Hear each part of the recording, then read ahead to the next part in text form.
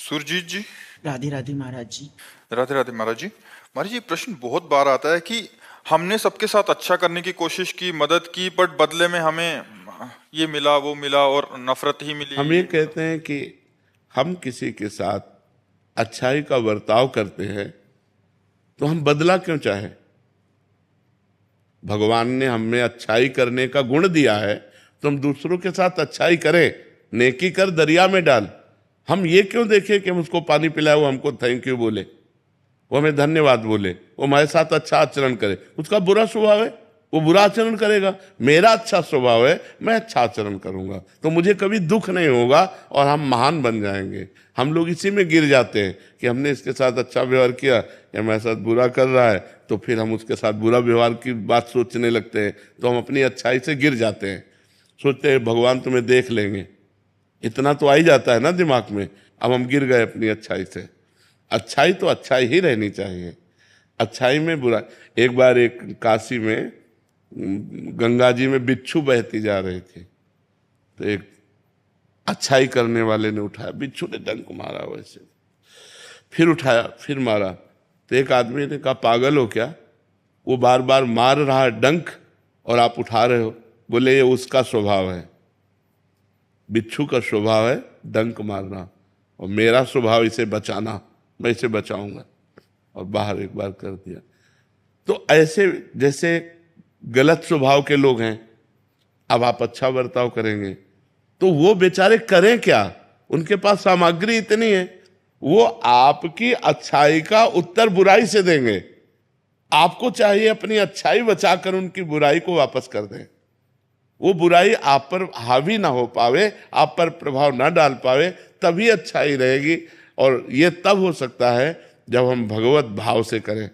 इनमें भगवान विराजमान है तो हम इनसे बदला नहीं चाहेंगे, भगवान हमको देंगे। हमारी अच्छाई का फल हमें भगवान देंगे। ये क्या दे सकते हैं? ये बुराई ही दे सकते हैं। इस तो हम प्रसन्न रहेंगे। अगर हम किसी व्यक्ति से ये आशा रखें कि हम अच्छाई करें और वो हमारे साथ अच्छाई करे, तो असंभव। ये कलयुग है, यहाँ कपट छल, मतलब अगर आप उनकी ऐसी परिस्थिति में जब कोई सहयोग नहीं दे रहा, सहयोग दे दिया और उसको पता चल गया कि आदमी तो सरल स्वभाव का दयावान है, तो वो आपको नष्ट करने की भी सोच सकता है कि इसको फंसा लो। वो ये नहीं सोचेगा कि जब कोई साथ नहीं दे रहा था तब इस व्यक्ति ने साथ दिया, मैं कृतज्ञता प्रकट करूं। नहीं, आज का समय ऐसा नहीं। आपको बेवकूफ माना जाएगा, आप ज्यादा उदारता दिखाएंगे और ज्यादा सहयोग करेंगे तो माना जाएगा कम बुद्धि का आदमी। जी महाराज जी यही बोलते हैं। हाँ और जो छल कपट बेईमानी करे, बोले बड़े प्रवीण आदमी हैं। आज सम्मान किनका होता है? दंभी, पाखंडी, छल कपट का। और सत्य से चलोगे तो बुद्धू कहे जाओगे। दूसरे को जरूरत पड़ी, अपनी जेब से निकाल के दे दिया। दूसरा भूखा है, अपना भोजन दे। इसको भगवान आदर देते हैं। तो हम जब जिसको भगवान आदर देते हैं उसका कोई अनादर नहीं कर सकता, वो आगे चलकर प्रकाशित हो जाएगा। इसलिए आप भगवान से जुड़ो, इंसान की सेवा करो भगवत भाव से, बदले में उससे मत चाहो, तो आपकी अच्छाई आपको भगवान तक पहुंचा देगी। महाराज जी, हम क्या चाहते हैं कि अभी हमने अच्छा किया तो अच्छे का परिणाम तत्काल अच्छा मिले, बट महाराज जी ये तो पक्का है ना कि बाद में मिलेगा हमें? पक्का 1000% पक्का मिलेगा। जब बुरे कर्म का फल मिलता है तो अच्छाई का फल क्यों नहीं मिलेगा? नहीं मिले। महाराज जी, उसका रूप क्या होगा? वो इससे अच्छा होगा। जैसे हमने इनको संकट विपत्ति में सहयोग किया, तो हमारे जीवन में संकट विपत्ति जब कभी आएगी तो उस समय भगवान सहयोग करेंगे। और सबसे बड़ी बात होती है, भगवान प्रसन्न हो जाते हैं। और जिस पर भगवान प्रसन्न हो जाते हैं उस पर सुर नर मुनि सब प्रसन्न हो जाते हैं। फिर उसका मंगल ही मंगल होता है, वो कभी समस्याओं में नहीं फंस सकता। देखो, हम लोगों की एक अहम वृत्ति है जो इतना तो चाहते हैं कि भले आप हमारे बदले में कुछ ना करें, लेकिन मुंह पर इतनी बड़ाई तो कर दें। इतना कान सुनना चाहते, ये भी हटा दे, ये भी इच्छा हटा दे। वो बोले ना बोले, नेकी कर दरिया में डाल, मंगल हो जाएगा तुम्हारा। भगवान प्रसन्न हो गए तो सब बात बन जाएगी। महाराज जी, इससे संतोष हो रहा है कि बाद में तो अच्छा होगा? बहुत अच्छा होगा, बहुत अच्छा होगा। ये जो आप कर रहे हो सरकारी बैंक में जमा हो रहा है। जैसे आप किसी को दवा दिला देते हैं, किसी की विपत्ति में सहयोग कर देते हैं, किसी को भूख मिटा देते हैं, किसी को, वो बोले ना बोले लेकिन मालिक देख रहा है ना, वो हिसाब आपका करेगा, वो हिसाब करेगा तो बहुत अच्छा करेगा। इसलिए हमें संसार से नहीं, संसार के मालिक से जुड़े रहना चाहिए और ये सब कार्य संसार के मालिक को समर्पित करना चाहिए कि आपकी प्रसन्नता के लिए मैं कर रहा हूं, बढ़िया बात बन जाएगी। वही कार्य कर्म बन गया और वही कार्य कर्म योग हो गया। जो भगवान को समर्पित कर दिया गया वो कर्म योग हो, कर्म योग भगवान की प्राप्ति कराता है। और जिसको भगवान मिल गए तो फिर क्या दुर्लभ रह गया, सब आनंद मिल जाते हैं। कवित्री डॉक्टर शुभम त्यागी जी। राधे राधे महाराज जी। राधे राधे महाराज जी। महाराज जी इसी को हम दूसरे ढंग से, महाराज जी ये तो हो गया अच्छाई करने वाला, इनका प्रश्न है अभी दूसरे ढंग से महाराज जी इसको। महाराज जी सरल जो आपने अभी बताया महाराज जी, सरल सीधे व्यक्ति को संसार में कष्ट सहने पड़ते हैं पर चालाक व्यक्ति संसार में सुख पाता है, सफल हो जाता है। नहीं, महाराज जी सफल नहीं होता, ये गलत शब्द है। सफल नहीं होगा। कभी कोई चालाकी से सफल हो सकता है। रावण जैसा कोई चालाक पुरुष था, सब विद्याओं का ज्ञाता परम चालाक था। कालनेमित से बढ़कर कोई चालाक था? पूरी संजीवनी बूटी जैसी ही द्रोणागिरी में हर औषधि को कर दिया और साधु बनकर बैठ गया। हनुमान जी ने मार डाला, राम जी ने रावण को मार डाला, रहा न को कुल रोवन यारा। चालाक पुरुष सफल कैसे हो सकता है? नहीं, सीधा सरल पुरुष कष्ट पा सकता है पर सफल सीधा और सरल सच्चाई पर चलने वाला हो। जैसे धर्मराज युधिष्ठिर बिल्कुल सीधे थे, यहां तक इतने सीधे थे कि युद्ध क्षेत्र में कल कौन सी रणनीति है वो जाके दुर्योधन सीधे पूछ लेता था। भ्राताश्री कल कौन सा चक्रव्यूह रचना है, तो वो बता देते थे। इसीलिए भगवान दो बैठक करते थे, एक युधिष्ठिर के साथ और एक युधिष्ठिर से अलग। युधिष्ठिर के साथ जो बैठक की वो चक्रव्यूह रचना ही नहीं होगी, क्योंकि वो दुर्योधन को पता हो। इतने सरल थे कि वो आके पूछ लेते, वो पूरी बात बता देते थे। तो आप देखो विनाश किसका हुआ? चतुर चालाक, जिसके साथ शकुनी, दुशासन, कर्ण, दुर्योधन के साथ इतने चालाक, चालाकी की हद थे ये लोग। तो क्या ये लोग सफल हुए?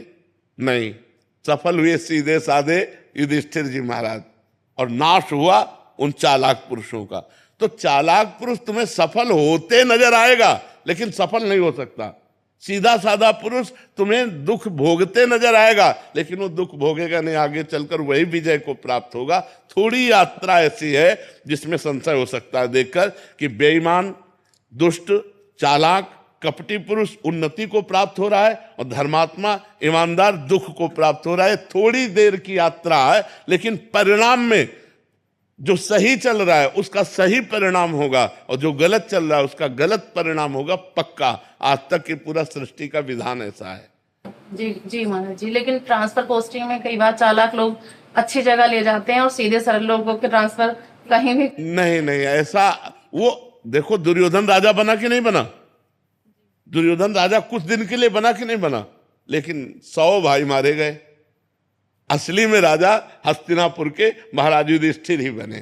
थोड़ी देर के लिए वो पद वो दिखाई दे सकता है कि वो बेईमानी, चालाकी करके, फ्रॉड करके पद को प्राप्त कर ले, ऐसा हो सकता है, मान सकते हैं। उसका पुण्य उसको साथ दे सकता है, लेकिन परिणाम जो जीवन का परिणाम है वो ये पद नहीं है। मरोगे तो तुम्हारे साथ पद नहीं जाएगा, तुम्हारे साथ रुपया नहीं जाएगा, तुम्हारी अच्छाई जाएगी, तुम्हारे सत्कर्म जाएंगे। और ये पक्की बात समझ लो कि जनता मूर्ख थोड़ी देर के लिए बन सकती, लेकिन जब आपके आचरणों का, और भगवान ऐसी बुद्धि भ्रष्ट कर देते हैं कि खुला आचरण उसकी गंदगी सामने आ जाती है। आदमी की इज्जत चली गई तो किस योग रह गया?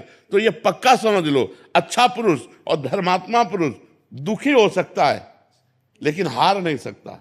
विजय को वही प्राप्त होगा। यत्र योगेश्वरा कृष्णो यत्र पार्थो धनुर्धरा तत्र श्री विजयो भूतिर ध्रुवा नीतिर मतिर्मम। ये निश्चित बात है, जहां धर्म है, जहां भगवान है, वहां विजय जरूर होगी।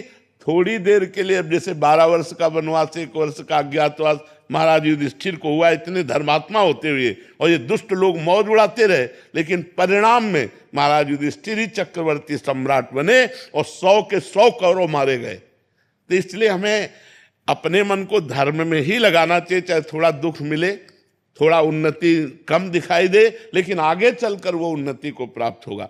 धर्मात्मा दीपक की तरह जलता है पर वो जलता रहता है, और अधर्मी हाइलोजन की तरह जलता है पर फ्यूज हो जाता है।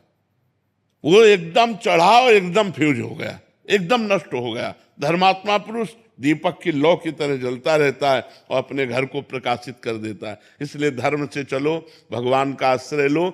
बुरे आचरणों से कभी किसी का कोई लाभ नहीं हुआ, थोड़ी देर लाभ होते दिखाई दिया, लेकिन परिणाम में विनाश ही होगा, अशांति ही होगी। कभी पाप कर्म करने वाला, छल कपट करने वाला सुखी नहीं हो सकता। परिणाम में थोड़े दिन तो आपको लग सकता है कि सुखी हो रहा है, लेकिन फिर ऐसा रहेगा कि मिट्टी में मिल जाएगा, रहा न को कुल रोवनिहारा। सामने से तो बहुत सुंदर दिखाई दे रहे और पीछे जो पाप कर रहे तो मालिक देख रहा है, उसका हिसाब मालिक करेगा। मालिक की दुकान में है, सबका जीवन खाता। पाई भर का भी चूक नहीं होती हमारे मालिक से, एक एक बात का हिसाब होता है। अगर हमने अंगुली भी उठाई है तो उसका भी हिसाब है कि क्यों उठाई और कैसे उठाई। परमात्मा सबको देख रहा है, इसलिए ये मत दे जानो कि कोई देख नहीं रहा है, हम अच्छाई कर रहे हैं, हमें बुराई पर बुराई मिलती चली जा रही, कोई हमारे देख नहीं, परमात्मा देख रहा है। और जो एक है कि मैं छल कपट बुराई से बढ़ रहा हूं, तो देख लेना तुम नष्ट हो जाओगे। जैसे किसी को दो आदमी हाथ और पैर पकड़कर ऊपर 7वें खंड में ले जा रहे हो, वो सोचे मैं बड़ी मौज से जा रहा हूं, मौज से ले जा रहे हो, ऊपर से पटकने के लिए ले जाया जा रहा है। ऐसे पापी आदमी यदि बढ़ोतरी को जा रहा है तो समझो उसका नाश होने वाला है, और धर्मात्मा पुरुष दुख मिल रहा है तो समझो अब ये ऊंचाई पर चढ़ेगा।